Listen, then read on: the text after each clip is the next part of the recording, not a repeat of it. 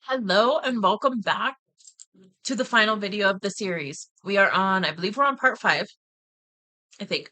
So we are going to talk about what to do about it. This is part 5 of the Black Magic mini-series. If you have not watched the other videos, I will link them below. And I would definitely recommend to go back if you haven't seen those other ones. We talk about what black magic is, who generally does it, how to know if you've been affected, and the different types. And so in this video, what we're going to get into is what to do about it. So this is where we take our power back. This is where we use this awareness of being hit with it and we turn it into an initiation of sorts and allow this to be where we take our power back and protect ourselves and operate from that place of sovereignty. So it's exciting stuff. All right. So the first thing to do, it's kind of a 3-step thing here. The first thing is going to be to clear, cleanse, and release this energy that is affecting you. So it's removal of the negative energy and the adverse effects it's having on your life. Okay. The second step is going to be protection, and we're going to replace it with high vibe energy. The third step is maintenance. Okay. So this is now, if you're here and you're watching this and this is all resonating with you, welcome to your new way of being. Because if you've been hit with this stuff and if you are ready to clear yourself from it, protect yourself from it, this is going to be something that is going to take continuous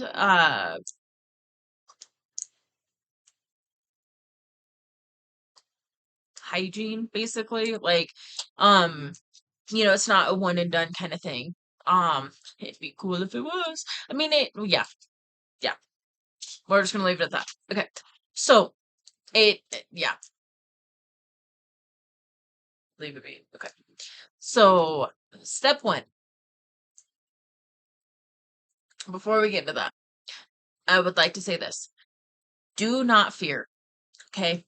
That's the biggest thing. Don't be in a fearful energy when you are doing some of this other stuff. So I will really get into that when we're talking about that specific thing. Mainly I'm thinking about a return to sender. You do not want to be in a fear energy when you're doing something like that. And do your best not to be in the fear. Okay? So if you've made it to this point and you're like, "Yes, I've been being hit with this stuff." Let's say you do or don't know who's sending it to you, ultimately it doesn't really matter. You can clear, cleanse, and protect yourself regardless of if you know who is doing this stuff or not. But if you're at the point where you know you've been hit with this shit and you're here, um, you have the power and the authority to remove this from your experience. So just know that. Stay out of the fear. Um, yeah, and that will help you transcend it really, really quick as well. Uh, Definitely be mindful of astrological events and do some extra protection around those astrological events. New moons, full moons, eclipses, planetary alignments, uh, etc. There's all sorts of astrological events that happen, and people will use that to enhance the effects of spells and rituals. And so just be mindful of it. So you can stay on, you can amp up the defense. Also claim your sovereignty and stand in your power. That's ultimately what we're doing here. So just claim it now. I'm a sovereign being and I call back my power. That's a very easy way to pull your energy back into yourself. Um, to clear, cleanse, release, and transmute and rebuke, that was a mouthful, all this energy, we're going to get into step 1. We're going to talk about some different things you can do. So first of all, this is more of if you are more of a religious person, you can use it's Psalms in the Bible. And there's certain passages, I don't know exactly which ones, but there are certain passages that are most commonly used. Something that I did see though, which was pretty cool, is if you read Psalms from the beginning down, um start to read it, and then if you get interrupted, pay attention to where you get interrupted, and that can give you some insight, some deeper insight into what's going on. So that was kind of a cool one that I saw. I have not tried it, so if you try it, let me know. You can use the smudge.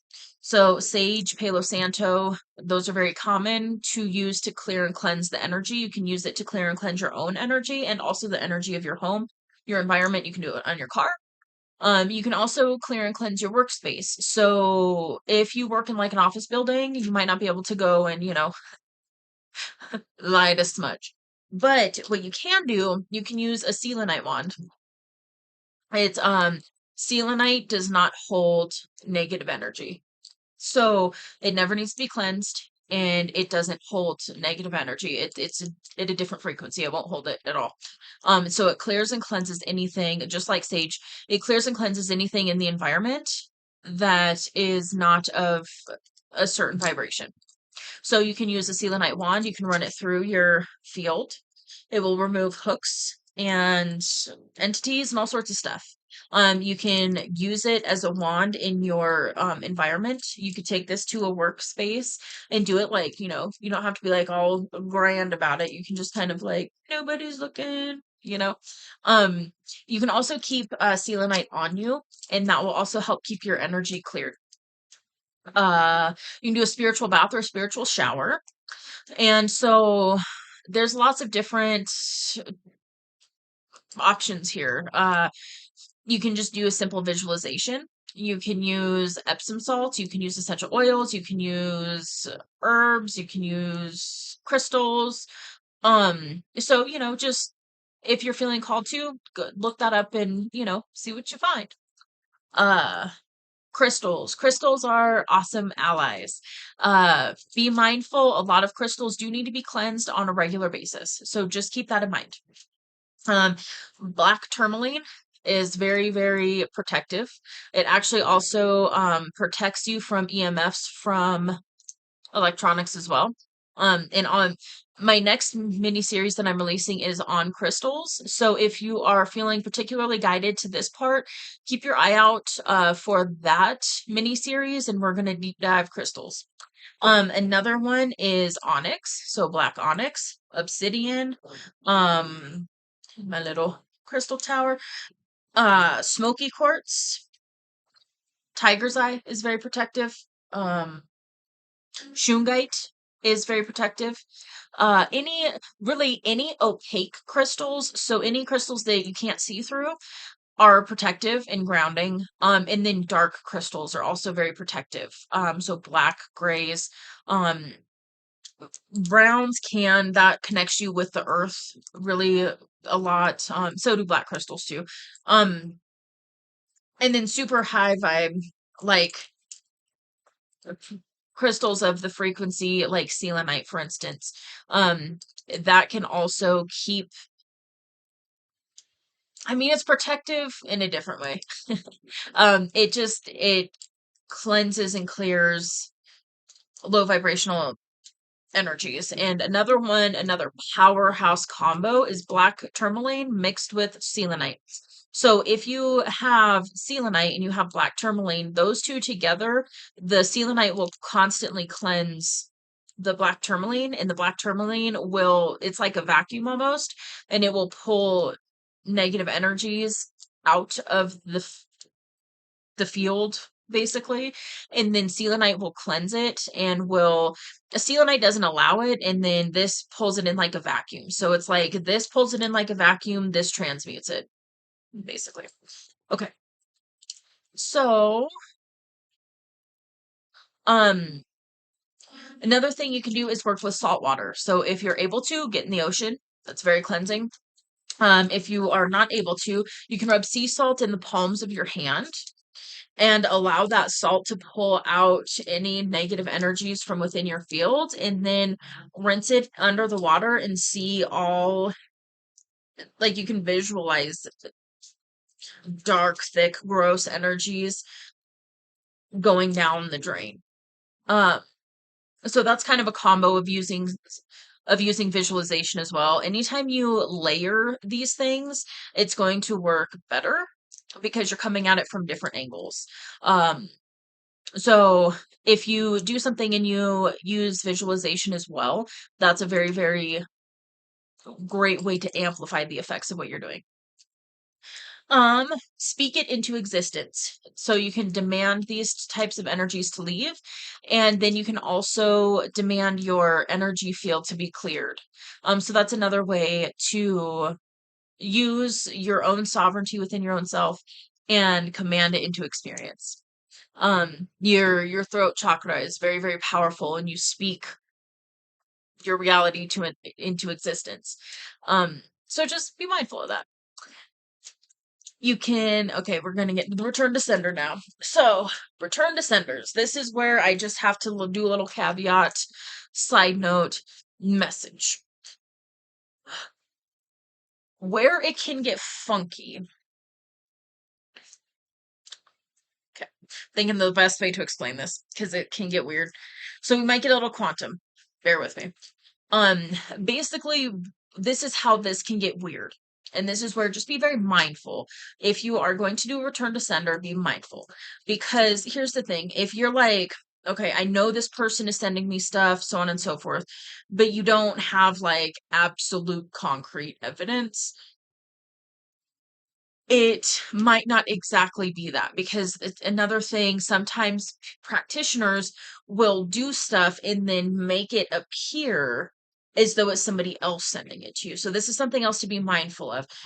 And the thing to be mindful of is when you're doing a return to sender, if you're like, I know this person is sending me all of this stuff, and so I'm going to send it all back. And especially if you have the intention of like, I know they've been sending me this and that and this and that, and so I'm going to send this, that, back. But example, like chaos magic and disharmony within relationships and like unhealthy spells to make you sick or something like that, and then you are intending for that to go back to that person. If that person isn't the one that's sending it to you, then it's going to automatically return to sender and you're actually going to get it back. So it's kind of how this works. It gets a little funky sometimes, but this is the one. Return to senders are very powerful. They work very, very well. The way that I choose to do this is in a way that is very much, I return it to sender if that is what is necessary. So if it's necessary for this person to experience what they've been sending me, then I return it if that's what's deemed necessary by the Most High. Um, and that's a way to return it if it needs to be, but also keep yourself like clean, I guess we could say, because it's not coming from a vengeful place. And that's the other thing too, when we're talking about like the fear vibration. Don't send this stuff back if you're angry, if you're mad, if you're same thing. If you're like, oh, I can't believe this person's doing this to me and I'm gonna send it back. Oh. I would just recommend not to do it from that place because it can get funky and go wonky really quick.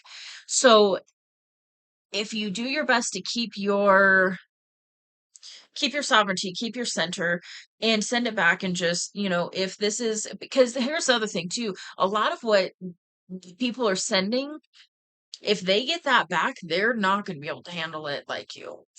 And so that's something else to just be mindful of. Like, if it's meant to be part of their experience, then okay, release it and allow it and let it be part of their experience, but don't make it part of their experience because you're fed up with all of the stuff that you're being sent, which again, I understand, I get it. It does get irritating after a while. Like, okay, enough, man. Like this, enough's enough. But if you can make sure you're not operating from that place when you are putting yourself into a position to do a return to sender, to do something about it, it will keep the whole exchange clean. Okay. And that's another thing too. That's another way to do a return to sender if it's necessary and if you don't know who it is. So that's another thing you can do is just intend it and say, any and all nefarious energy that is being sent my way, I release it, I rebuke it, I transmute it and use it for my highest good. And if the Most High deems it necessary to return to sender, then I allow it to be returned to sender, and I accept that as divine will. As it's done, so it be. Thank you. Um, that's boom right there. That's a way you can do a return to sender, and then you clear your energy. You do that, and then you protect. You shield your energy, and that right there, you can do that every single day, and it will change your experience if you're dealing with this stuff. So just that's powerful shit. Sometimes the simplest is like the most powerful. So just keep that in mind. It doesn't have to be elaborate to be effective. Um, Another thing you can use is sounds and frequencies. You can use there's different frequencies and stuff on YouTube that you can use to clear the energy and all of that. Yeah, there's different resonances, there's different frequencies. And so, do some research, look into that. You can also clap your hands. That or snap, I snap a lot. That breaks up energy. You can ring a bell.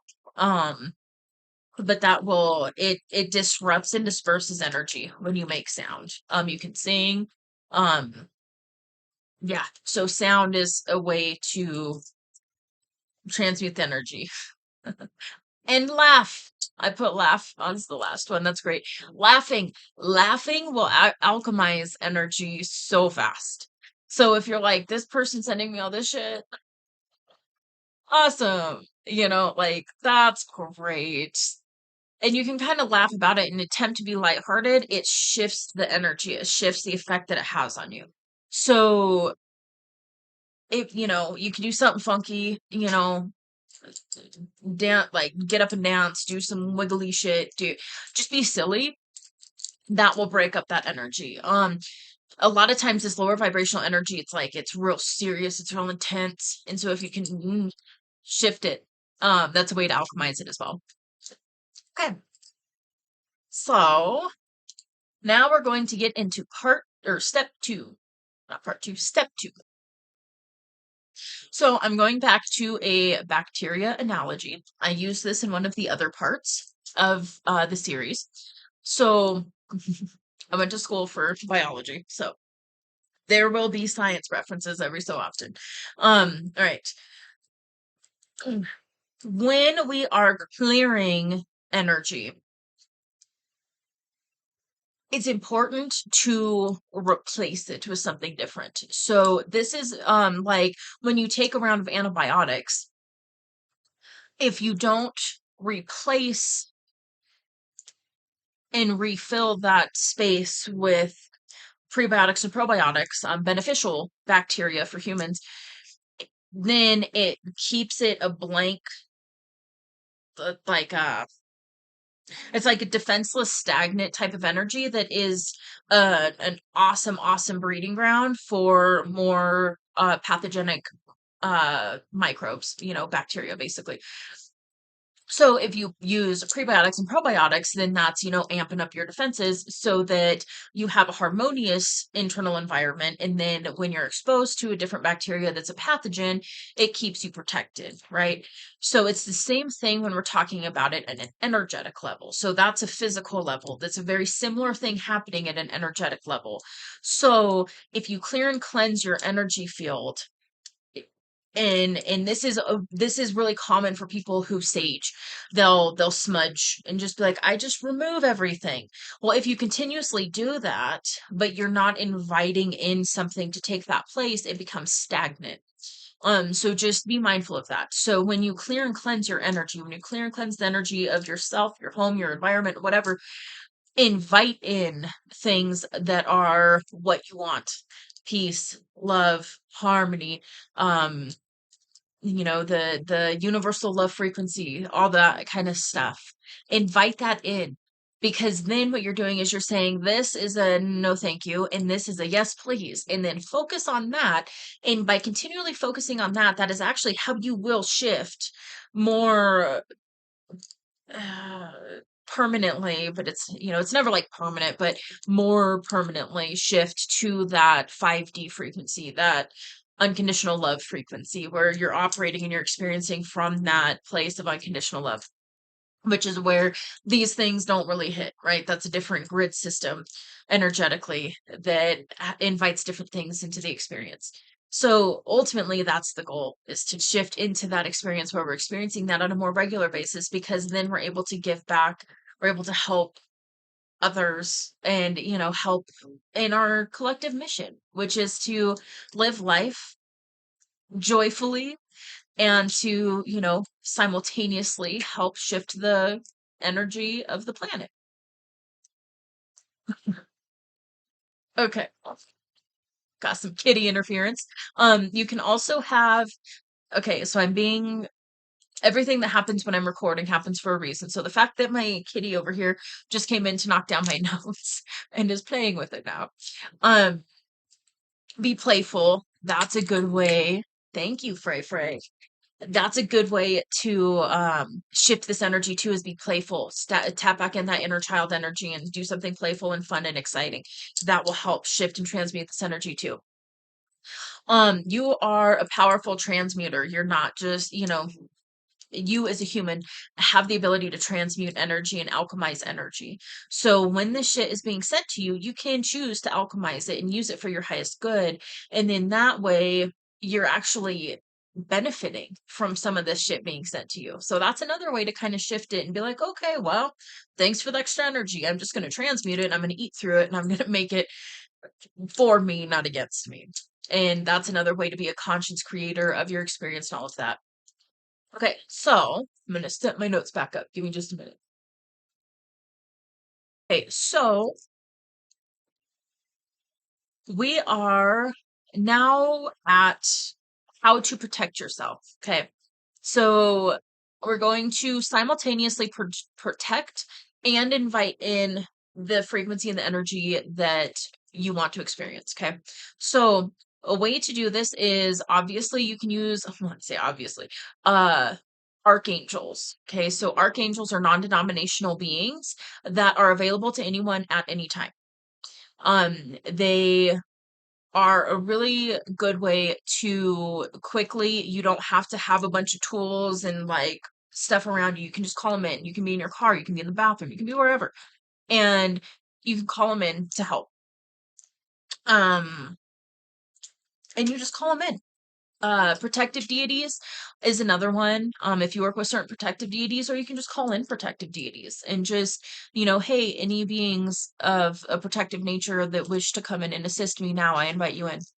That's a way to do it. And then just, thank you, thank you, thank you. There's certain deities that want like offerings and things like that. So just make sure you're doing your due diligence. Don't call on a deity that you are unfamiliar with by name. Um, it just, little message, side note. Okay, you can use crystals um for protection. I talked a little bit about that in step 1. We've got the intention, asking for spiritual assistance. Ask and it is given. That is the biggest tool we have at our disposal, is to ask our spirit team in the spirit realm for help. We've got access to it all the time, and there's so much available to us that wants to help us in any given moment. And all we have to do is ask. It's literally that easy. So just start asking for spiritual assistance and you will get it. Uh, invite in the love frequency. So we talked a little bit about that already. Just invite that in. I release this, I protect, and I invite in the love frequency. I invite those experiences and those emotions in. Uh, you can visualize yourself. This is a big one. Visualize yourself in an energetic bubble, okay? That is like a shield that will protect you. A lot of people use white light. So here's my thing. You take what resonates. I did this course thing. Um, and one of the guy who was leading it, I think it was Jerry Wilson. I don't know. If I remember to, I'll put it in the comments below. But he was running this like workshop thing, and he said something that stuck with me. It was one of the few things that I like can actively recall, and I use it in my daily life. Is he said that white light can hide other frequencies of light within it. And so you can use white light, but understand it might not be exactly what we've been led to believe, as pure as we've been led to believe. And he said that gold light is optimal, basically, because gold is truer to the frequency of source. Something about it resonated so much that I actually started using gold light instead of white light, and it has been a game changer. I will say that. And so again, just use what resonates. If that resonates and you're like, I'm going to use gold light from now on, just see if it works for you. If you're not sure, you're like, I don't know, that kind of sounds weird, but maybe there's something to it. Experiment with it. It's not going to hurt anything. Um, and then if you're like, this doesn't really feel as good as white light, then do that. Or you can do both. I did both for a long time too, where I would do white light and then I would do gold light or vice versa. And layered. You know what I'm saying? You can also do silver and gold. Those metallic frequencies are slightly different. So you can use those as well. There's also, if you look back into different is like pagan types of belief systems. Gold is more for the masculine energy. That's more for the daytime. That's more for the physical. Silver is nighttime. That's the moon. That's the divine feminine. And so if you use those in conjunction, boom. So there's stuff like that too. But colors, there's a lot of symbolism and things in color. Especially because one of our dominant senses is to see, and we see the visual light spectrum. So there is a lot to us in receiving color. So, random little side note there. All right, what else? Sounds and frequencies. So you can do protective sounds and frequencies. Uh, oh, you can also burn sweetgrass. So another good kind of combination thing, like the selenite and the black tourmaline, is if you smudge and sage your space, you can use sweetgrass afterwards as well. And the other thing you can do is you can also make sprays. So you can use essential oils if you don't want to burn something. You can use essential oils and put them in water. Side note, be mindful if you want to keep it for longer, you need to add some sort of an alcohol or witch hazel so that it keeps the essential oils from denaturing. Um, in water, it's good for a couple days. So you can do water, you can do some essential oils, you can do Palo Santo, you can do blue tansy, you can do sage, you can do woodsy. Woodsy scents are protective, cedarwood, sandalwood. Um, put those in some water, put it in a spray bottle, and spray it throughout your environment, and that will have the same effect as actually burning sage, or Palo Santo. Uh, then to invite stuff in, have another spray that's something, you can look up different essential oils and what they correspond with. If you want to invite more love into your life, you can do rose, you can do, lots of florals, jasmine, honeysuckle, etc. If you want to invite in money, you can do basil, you can do, I just heard clove, you can do money drawing, sense, etc.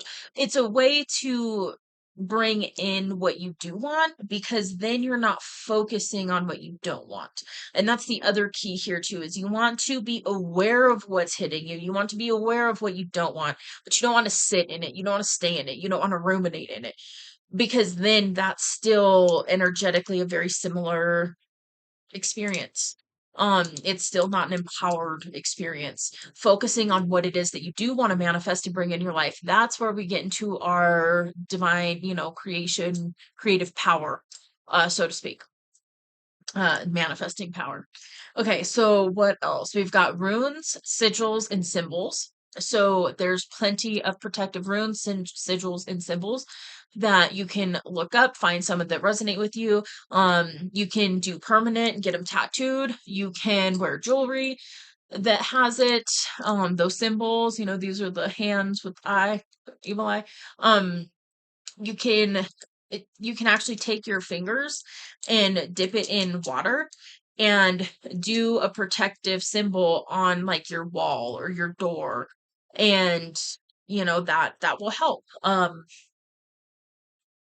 What else can we do with runes? You can, if you want to do more temporary, or if you want to protect your mirrors, if you've been getting hit with a lot of mirror stuff, you could do this. Take a dry erase marker and draw protective symbols on it and intend for it to be protective. Um, what else? Yep. So, what else? We've got plants of protection. So you can utilize plants of protection. There are lots of plants that have protective natures, protective energies within them. You look it up, find what resonates. You can have plants, you can use dried herbs, you can use essential oils. Again, do your research. Not all essential oils can be used, a lot of them are toxic. Same thing with dried herbs, just be mindful. But there's a lot that aren't harmful. Obviously, if you have pets, check to make sure before you get a potted plant, make sure it's not toxic to animals. But again, there's so many options that you can totally find one that resonates, that checks all your boxes, and, just give that plant love and thank it for its protection. And boom, it's easy. It doesn't have to be hard. Right? It doesn't have to be elaborate. It's the intention is huge. The intention is huge, huge. Um, so you can also use seashells. Seashells are very protective by nature. So you can wear them, you can put them in your environment, and then you treat them as a sacred tool. So be mindful that a lot of these tools need to be cleared and cleansed regularly, like once a month. You can do, if you sage your environment or spray your environment, that will also cleanse your tools. You can put them out under the moon, you can put them out under the sun. And those are very cleansing uh things you can do. Oh, that's another thing. Okay. Get yourself out into the sun. Get yourself out under the moon. Um, allow yourself to be filled up and generated by the sun, and, cleared and filled with awesome divine feminine magical energy from the moon. That's a very get your feet bare feet in the earth, on the earth, in the earth, whatever. Bare feet on grass, dirt, whatever you have available to you. Do some grounding, and that will also help to clear your energy field as well. You can make your own a talisman, amulet, satchel, or charm bag. So you can look up different ones, find what resonates and make it. If you make it yourself, it's going to hold even more power and significance for you. And just make sure you're very, very mindful when you're doing this, and put yourself in the energy of just do your best if you can to be in a more neutral energy even, or obviously if you can be like in a joyful love energy, that's great. If you're not able to totally get there to do these kinds of things, stay in a neutral standpoint. So do your best to clear that yuck, low vibration energy to the best of your ability, and then craft one of these amulets or whatever. You can sprinkle sea salt across your threshold, so across your doors, and like across your windows. Um, Having an attitude of gratitude definitely helps to transmute and shift the energy big time. So focusing on all the wonderful, awesome things, that will help protect you as well, because it's your focus. So you're focusing on that what you do want, and then you're just going to pull more of that in, and you're just going to vibe out of this other blech. Again, protect yourself, clear yourself, all of that, and then just focus on what you do want. Attitude of gratitude. It can literally be that simple. I mean, I know it doesn't feel like it right now if you're still dealing with a lot of the effects of it, but you'll get there. Be mindful of the energy you are sending out. So that's a big one. That's a big one. And that's just in general. But if you're sending out a lot of yuck energy, it's gonna come back. So just be mindful of the energy you're putting out. And get out in nature. Kind of talked about that with grounding. But definitely hug a tree, like for real, sit under a tree with your back up against the tree and allow that tree to help give you some energy. They're really cool beings. They will do that. It's really fun. You can buy fresh flowers or fresh greenery if you don't want to go like buy a bouquet of flowers.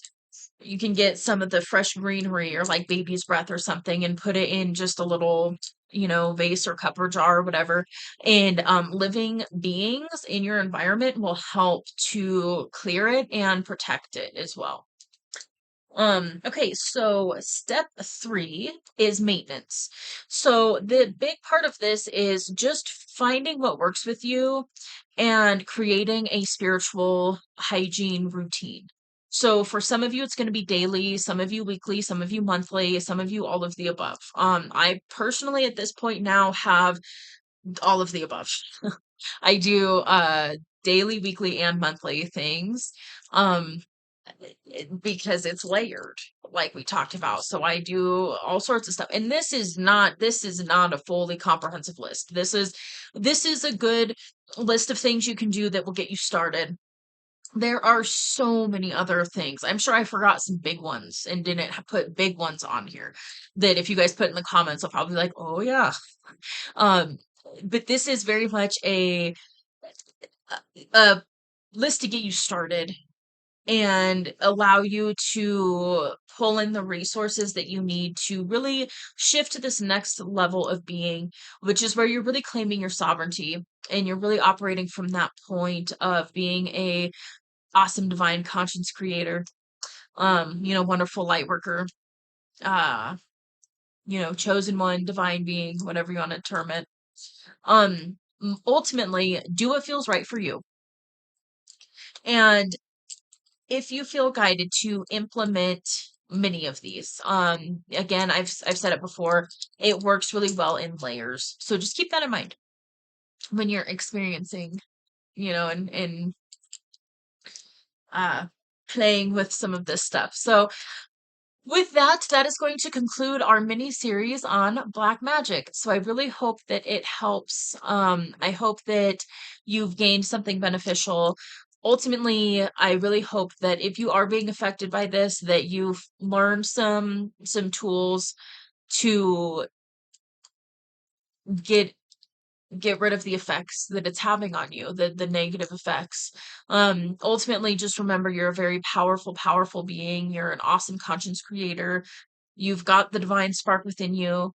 And stepping into that energy, not from an ego place of like, well, I'm so awesome, because it's from that place of like, okay, so I do have this energy running through me. I do have access to this as well. And I can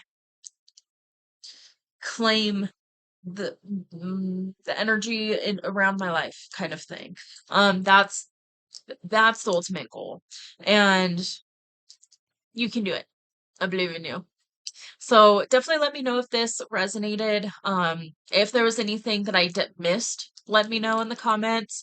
And ultimately, take what resonates, leave what doesn't. And I hope that this helps a little bit. I will see you in another series. Bye.